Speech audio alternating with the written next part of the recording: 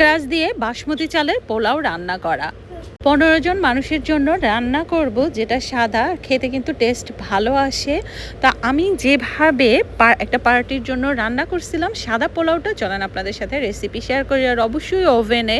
তো প্রথমেই আমি লেমন গ্রাস নিয়ে নিচ্ছি। আমি এইরকম একটা বক্স কিনছি, মানে আমি লেমন গ্রাস 2 পিস দেখে জাস্ট 2টা টুকরা দাম নিছিল মেবি মানে $3 বেশি। তো যাই হোক, একটা স্টিক এভাবে কেটে নিয়ে ওয়াশ করে ছোট ছোট পিস করে নিচ্ছি।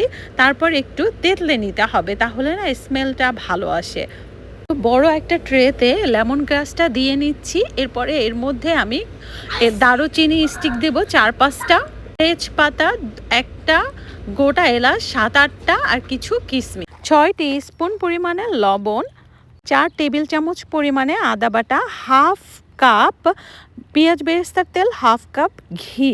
পোলাওটা আমি রান্না করব রয়্যালের বাসমতি চাল দিয়ে, যেখানে 6 কাপ, মেজারমেন্ট কাপের 6 কাপ বাসমতি চালটা ওয়াশ করে সাথে সাথেই আমি দিয়ে দিচ্ছি। একটু ভালো করে নেড়ে মানে তেল তেল সব কিছু মেখে নিচ্ছি। এরপরে ফুটন্ত গরম পানি দিব 12 কাপ। আর মোস্টলি 6 কাপ মেজারমেন্ট কাপের রান্না করলে না 15 জন চোখ বন্ধ করেই খেতে পারে।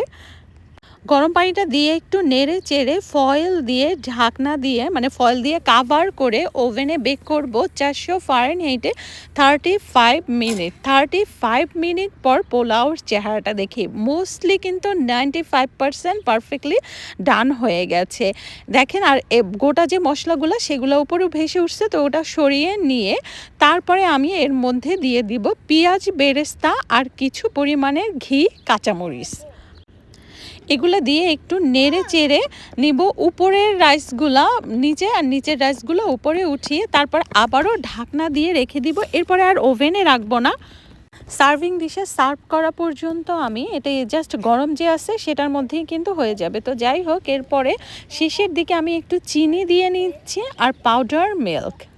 গরম থাকা অবস্থায় এগুলো অ্যাড করে নিচ্ছি। চিনিটা দিলে হয় কি, এটা সুইটের জন্য না, যদি আপনার পোলাও একটু বেশি কুকড হয় বা আমি দেখছি ঝরঝরা হয়, টেস্টটা না একটু বেটার আসে। তো যাই হোক, আমার যে পানিটা ব্যবহার করছি তাতে পারফেক্টলি কুকড হয়েছে, একটার সাথে একটা লেগে থাকে না। আর রান্না করাটাও কিন্তু খুব সহজ ছিল।